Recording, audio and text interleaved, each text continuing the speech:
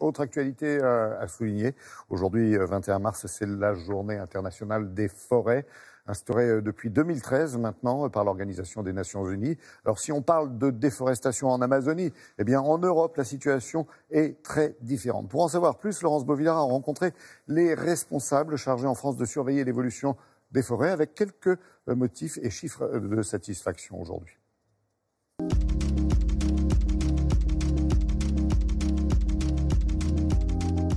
En 2019, le territoire métropolitain français est couvert à 50% par des zones agricoles et 31% par des forêts. Et chaque année, ces forêts s'étendent d'environ 1%. Et pour mesurer cette expansion, eh bien, il existe un institut qui s'appelle l'inventaire forestier de l'IGN. Pour faire l'inventaire forestier, on utilise deux types d'informations, les photographies aériennes et également on envoie des personnes sur le terrain.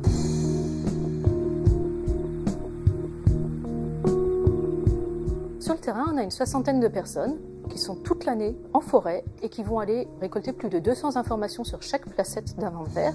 On en a presque 7000 réalisées comme ça chaque année sur toute la France, dans tous les départements. Et ils vont lever par exemple la circonférence des arbres à 1,30 m. Ils vont mesurer la hauteur précise des arbres. Ils vont également nous indiquer si c'est un chêne, si c'est un hêtre.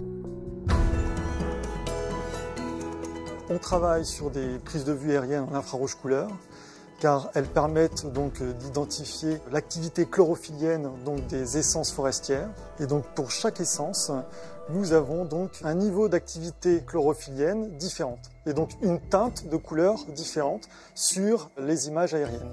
Voici donc la carte du parc national des Cévennes.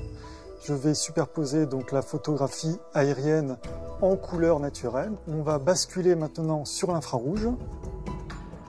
Et donc on s'aperçoit donc des teintes différentes. Voici le résultat de la cartographie donc de ces différentes teintes où on s'aperçoit que pour chaque couleur, on a une essence forestière différente. Du pin laricio, voilà, en bleu, et ici en vert clair, donc c'est du hêtre.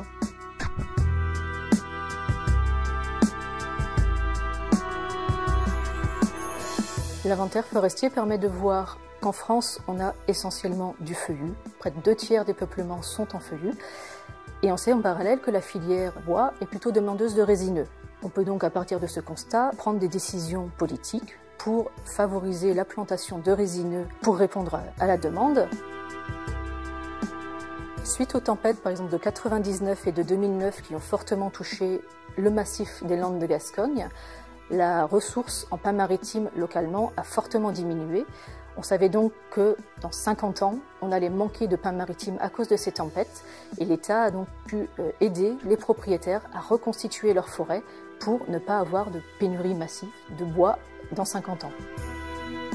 Notre inventaire forestier s'harmonise aujourd'hui avec ses homologues européens car la forêt est devenue un véritable enjeu environnemental mais également économique. En France, la filière bois génère autant d'emplois que le secteur automobile.